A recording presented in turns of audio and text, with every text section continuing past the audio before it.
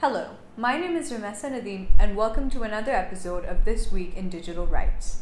PEMRA issued a notice on July 31st which stated that news channels that covered the recent torrential rains and flooding in Islamabad should mobilize their own teams to provide real-time footage to viewers instead of relying on video footage circulated on social media. According to PEMRA, these videos create what they call unnecessary panic and fear for inhabitants of the city. PEMRA implied that these videos were misleading in representing the amount of damage that the rain did.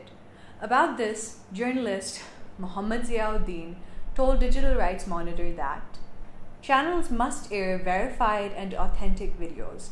However, if PEMRA thinks that these videos are not genuine, it can take action, provided the regulator can prove that these videos are based on disinformation and are out of context.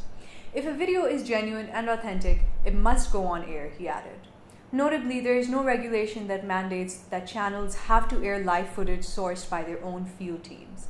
Next up, Twitter is partnering with the Associated Press and Reuters to promote more credible information on its platform. During the initial phase of the program, AP and Reuters will focus on English language content. This is, of course, a step in the right direction since fake news has been a concern for a really long time. Social media companies do need to be more involved in elevating credible information on their platforms. However, Twitter's partnership will only focus on English language content, which is a huge blow for users in non-English speaking communities, especially in a country like Pakistan, where there is a lot of content on Twitter that incites violence against communities or individuals.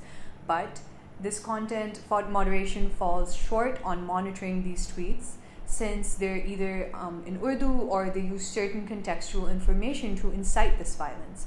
Similarly, fake news spreads like wildfire on Pakistani Twitter, which can have disastrous consequences, of course. But what this means is that social media platforms need to address problematic content by sort of developing strategies that account for local context clues and languages. Other than this, Laura Edelson tweeted that Facebook had suspended her Facebook account and the accounts of several people associated with Cybersecurity for Democracy, their team at NYU. This cut off the team's access to Facebook's ad library data, as well as CrowdTangle, which is a public insights tool from Facebook that makes it easy to analyze what's happening with public content on the Facebook platform.